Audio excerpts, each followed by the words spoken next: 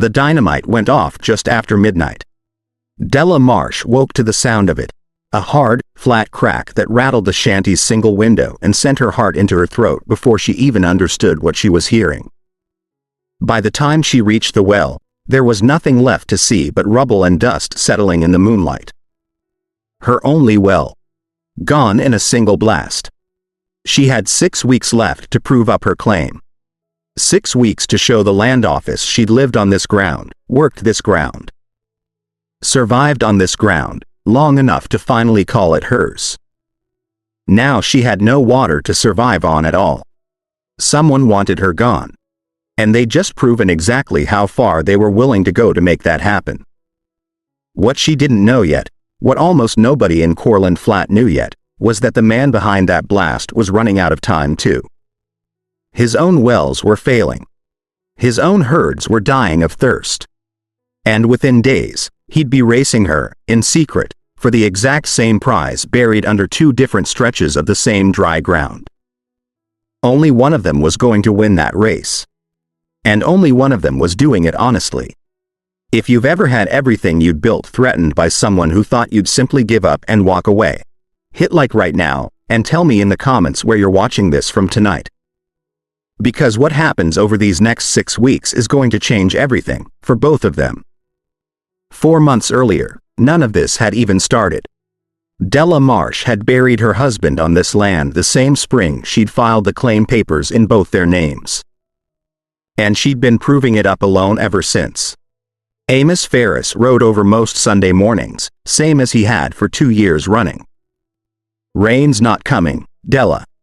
I know it, Amos. Drought like this, a lot of folks are pulling out. I'm not most folks. He didn't argue with that. He never did. Silas Kestrel rode up to Della's claim that same week, alone, his gold watch chain catching the sun. Mrs. Marsh. Mr. Kestrel. I'll make this simple. I want this quarter section. I'll pay fair money. It's not for sale. Everything's for sale, Mrs. Marsh. Sooner or later. He checked his watch, pointedly.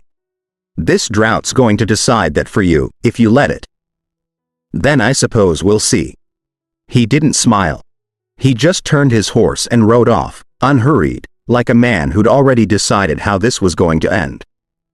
What Della couldn't have known that morning was how much of that unhurried confidence was already starting to crack behind closed doors.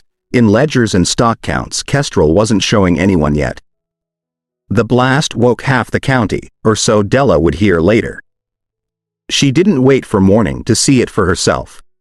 She ran the whole way in her nightclothes, lantern shaking in her hand. Rubble. Splintered wood. A crater where her well had been. Amos arrived at first light, rifle in hand, face gone hard. This wasn't an accident, Della. No. You know who did this. I know who wanted this. Proving it's another matter. I know that too. She stood at the edge of the ruined well a long time, 6 weeks suddenly feeling like no time at all. Della sat at her kitchen table that morning with her claim papers spread out in front of her, doing the same brutal arithmetic every homesteader in Dakota territory eventually had to face when things went wrong. Prove up the claim in 6 weeks, or lose everything she and her husband had built here. Everything she'd buried him beside. No well meant no water for the stock, no water for herself, no way to survive the 6 weeks the land office required before she could file for the patent that would finally, legally, make this ground hers. Kestrel hadn't just destroyed her well. He'd destroyed her chance to finish what she and her husband had started, and he'd done it with just enough time left on the clock that starting over from nothing looked, to anyone doing honest math, completely impossible. If you've ever had someone try to take away the thing you'd worked hardest for, right when you were closest to finally earning it, tell me in the comments where you're watching from tonight. Because Della Marsh wasn't finished yet. Not by a long stretch, and what she decided to do next is a story worth staying for. Subscribe now, because this one only gets more interesting from here. Word of a working well driller passing through the territory reached Della through Amos, who'd heard it from a rancher 2 counties over, a man named Gideon Tarr, chasing rumors of the same deep water other drillers across Dakota Territory had been striking since the drought turned desperate. Tar arrived at Della's claim with a wagon full of drilling pipe and a battered ledger of every well he'd ever put down. Depths and outcomes recorded in careful, cramped handwriting. "Your neighbor tells me you're out of options and out of time," he said, looking over the ruined well site with a professional eye.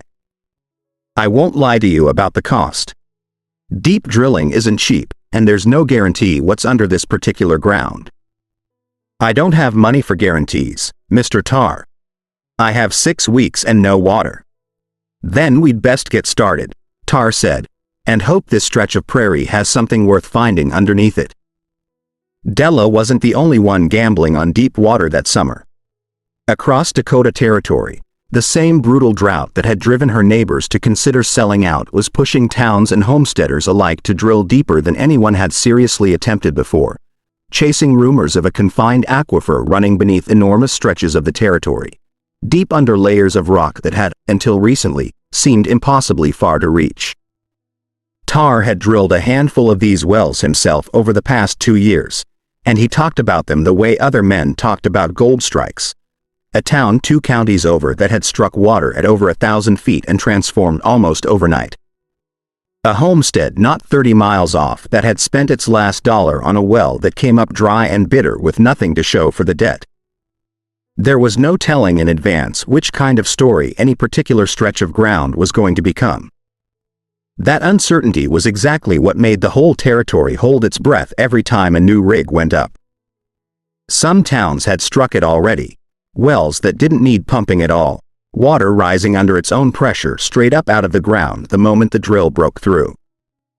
Other attempts had failed outright, thousands of dollars and months of labor spent on wells that never found anything worth the cost.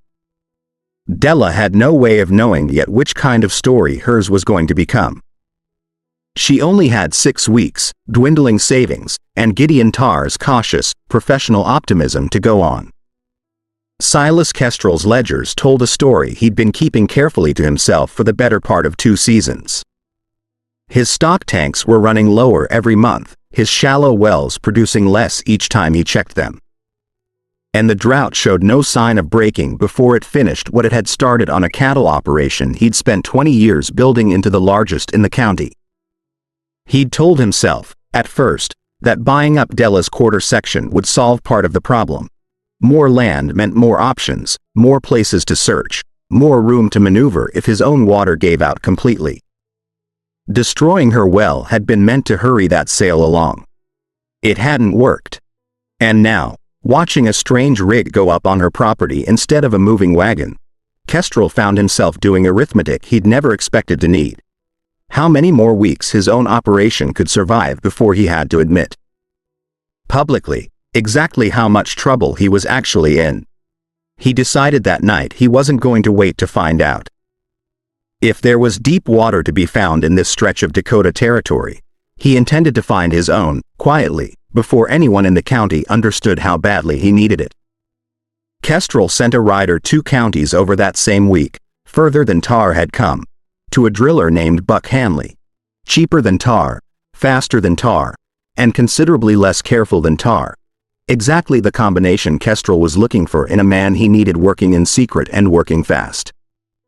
"I need this done quiet," Kestrel told him, meeting Hanley well off the main road rather than at the ranch house itself. "Nobody in Courland Flat hears about this rig until I say otherwise." "Understood? Quiet costs extra," Hanley said, already reaching for the flask in his coat pocket. "Everything costs extra with you, I imagine. Just get me water, and get it faster than the widow Marsh is getting hers." Hanley didn't ask why that particular detail mattered so much to a man who owned more land than most of the county combined. He just took the money and started making plans to set up a rig on the far side of Kestrel's spread, well out of sight of the main road. Kestrel rode out to Della's claim again a week into her drilling, watching the rig work from a distance before finally approaching. "Throwing good money after bad, Mrs. Marsh. Everyone in the county knows what happened to your well. Bad luck, I heard. Did you? Terrible thing. Sabotage. Ought to be a hanging offense, if anyone could ever prove who did it. His eyes didn't waver. My offer's still open. Might be the last kindness anyone extends you before that clock runs out. I'll take my chances with the ground, Mr. Kestrel. Same as I've taken my chances with everything else since I buried my husband on it.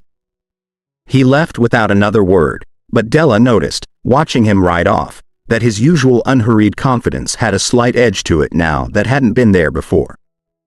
She had no way of knowing yet exactly what that edge meant, or how close it was tied to a second rig already being raised on the far side of his own land.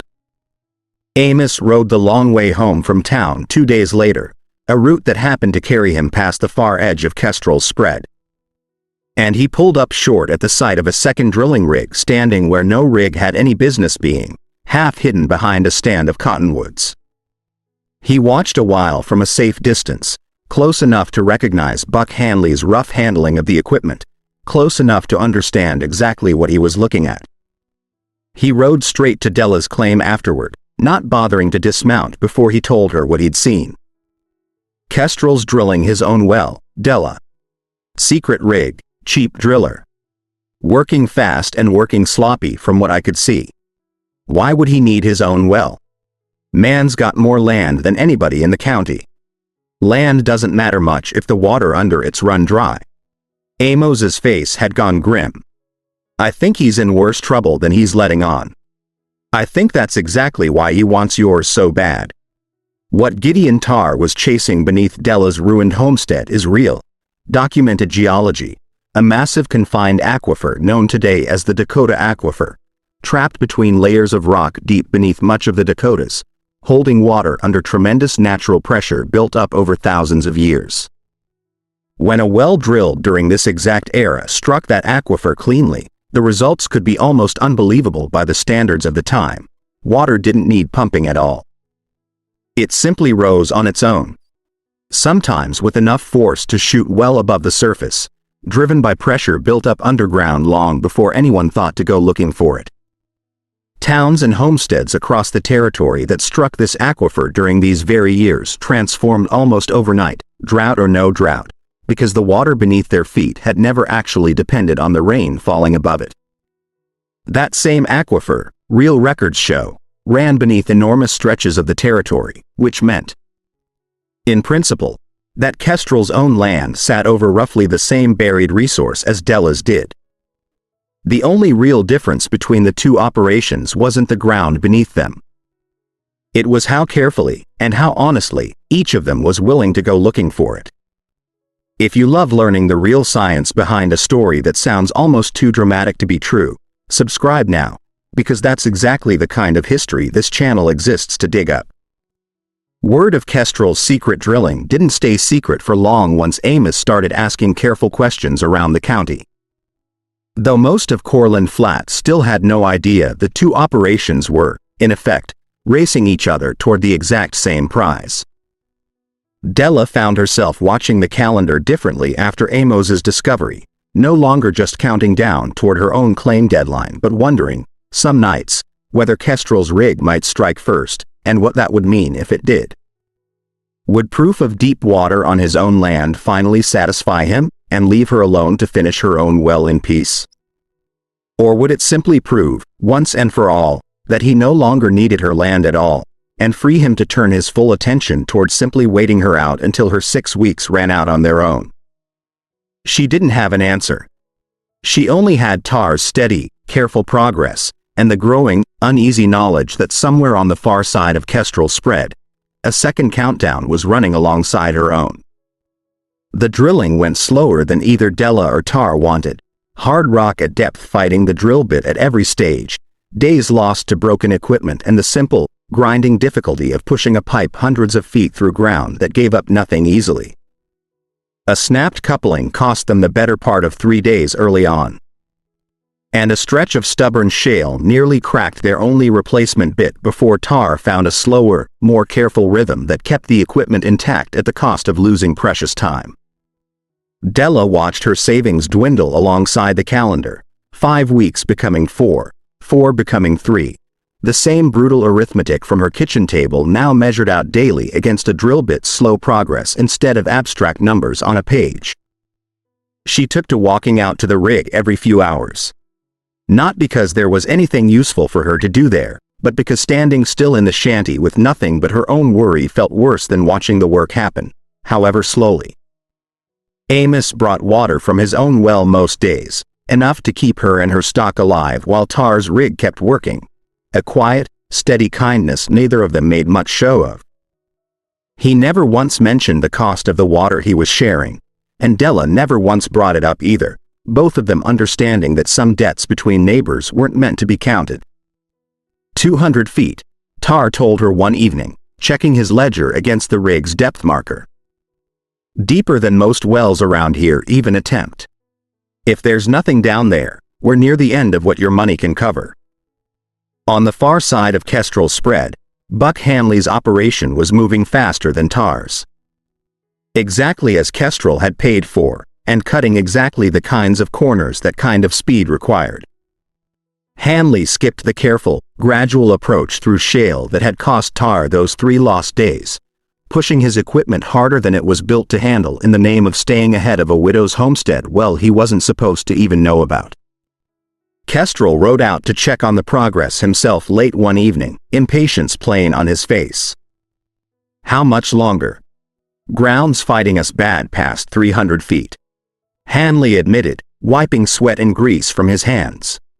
Equipment's not built for this kind of push. I could slow down, do it proper. I don't have time for proper, Hanley. I have time for fast.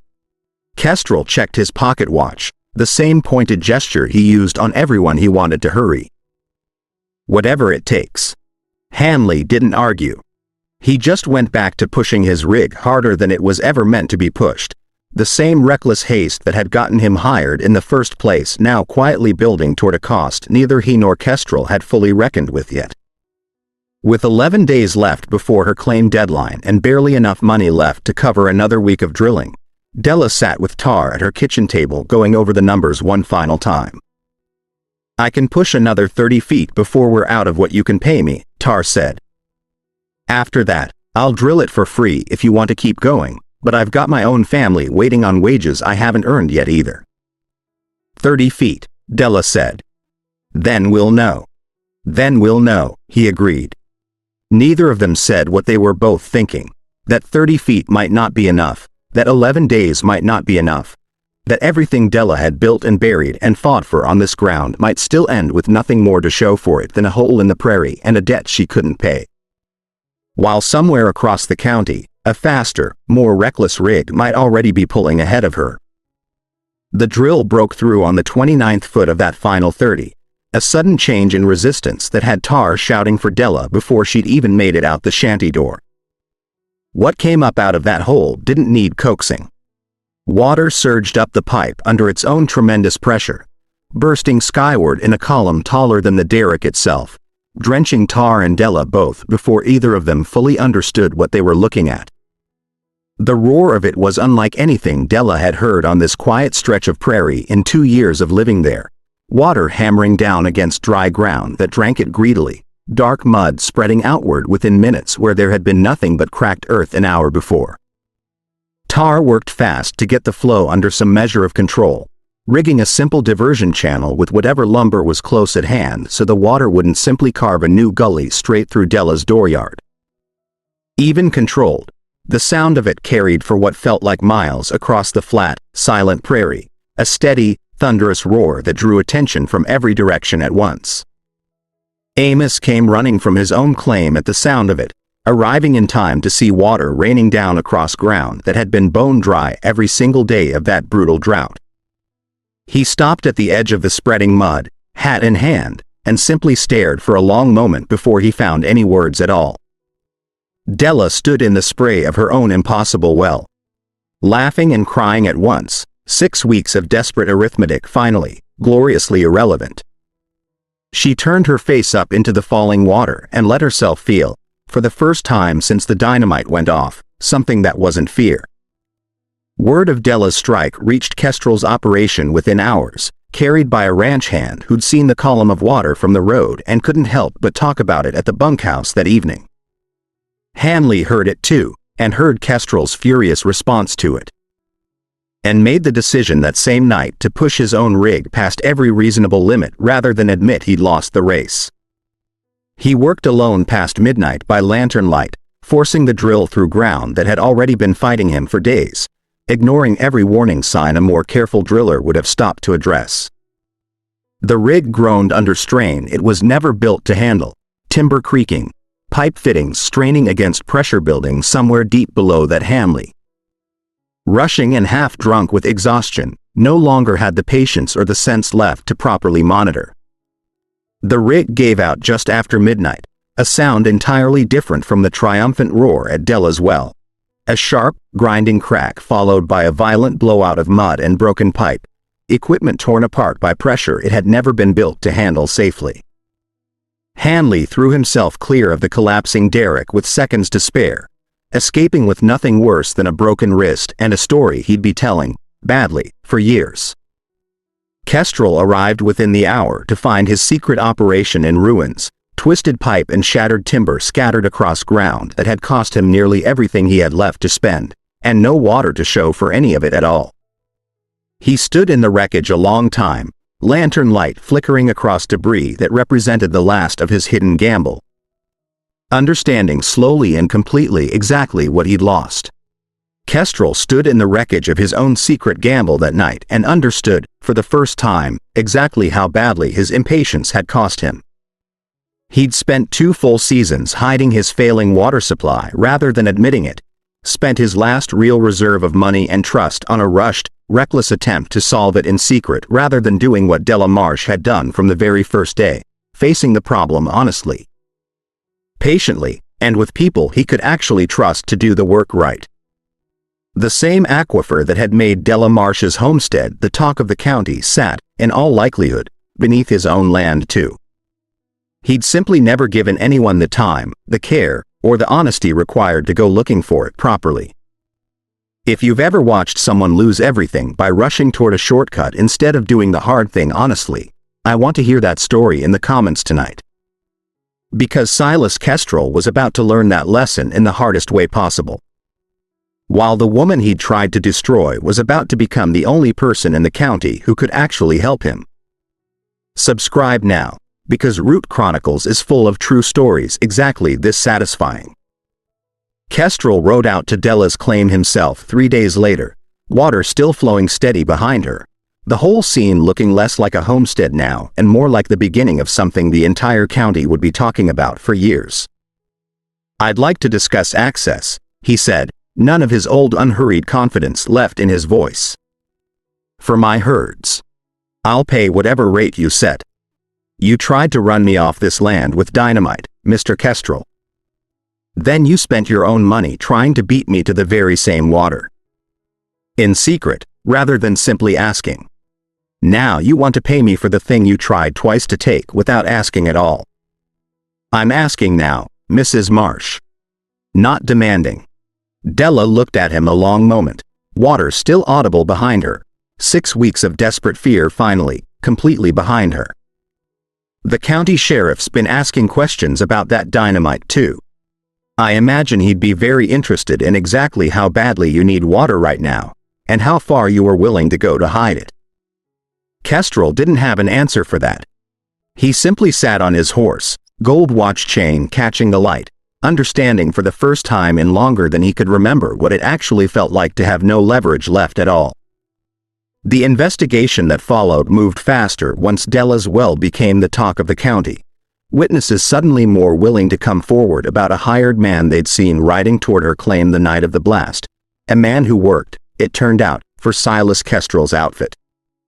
Buck Hanley, nursing a broken wrist and no longer feeling any particular loyalty to the man who'd gotten him hurt chasing secrecy over safety, had plenty to say once the sheriff came asking about the wrecked rig on Kestrel's land as well. Kestrel never faced the dynamite charge directly himself, careful as he'd always been to keep his own hands clean of anything that could be traced back to him personally. But the county knew, the way a county always eventually knows, and the water access negotiations that followed happened entirely on Della's terms, at her price, with a formal written agreement neither party could quietly walk back later. Della's claim went through without complication once her 6 weeks were finally, officially satisfied. The patent arriving by mail that autumn with her name on it alone, exactly as she and her husband had always intended it to read. The well kept flowing steady through that whole brutal drought and every dry season after it, watering her own stock, then kestrels under their formal agreement, then eventually half the homesteads bordering Cortland Flat once word of the aquifer's full reach became clear. Families who'd been quietly preparing to abandon their own claims that same summer found themselves drilling instead. Some striking their own share of the same deep water, others simply grateful for a fair arrangement to draw from Della's well until they could manage a well of their own. Amos still rode over most Sundays, though there was considerably less to worry about discussing these days. Gideon Tarr's ledger gained one more entry that summer, depth and outcome recorded in his same careful hand, a well that had very nearly not been drilled at all for want of 30 more feet and 11 more days. Buck Hanley, once his wrist healed, took work with Tarr instead the following season, having learned the hard way exactly what the difference between fast and careful actually cost a man. Della stood at the well's edge most evenings that first autumn, listening to water she'd once been certain she'd never have again, and understood, better than almost anyone in the county, exactly how close the whole story had come to ending differently, and how much of that difference had come down to patience, honesty, and people willing to do the work right, rather than the fastest way through it. Everything in this story is grounded in real Dakota Territory history and real hydrogeology. The Dakota Aquifer is a genuine, massive confined aquifer underlying much of North and South Dakota, and during the severe droughts of the late 1880s, many homesteaders, farms, and growing communities drilled deep artesian wells in search of the kind of relief Della found in this story. Some of those wells were extraordinary. The famous artesian well drilled at Woonsocket, South Dakota, in 1888 was reported to have an initial wellhead pressure of about 250 pounds per square inch and an estimated flow of roughly 8,000 gallons per minute, with water rising naturally to the surface under pressure built up underground over thousands of years. The stakes in this story are real, too. Under the Homestead Act of 1862, settlers could claim land but generally had to live on and improve it for several years before earning full legal title, and losing access to reliable water could genuinely threaten a homesteader's ability to succeed. Conflicts between established cattle operations and smaller homesteaders were also a real and often serious feature of this era across the American West, as large ranchers frequently viewed new homestead claims as competition for scarce land and water. The basic engineering lesson in this story also reflects real practice. Rushed, poorly managed drilling has long carried greater risks of failure than careful, well-planned well construction, a principle that remains central to groundwater engineering today. If stories built on real frontier history and real science are what you come here for, subscribe, and tell us in the comments which detail in this story surprised you the most.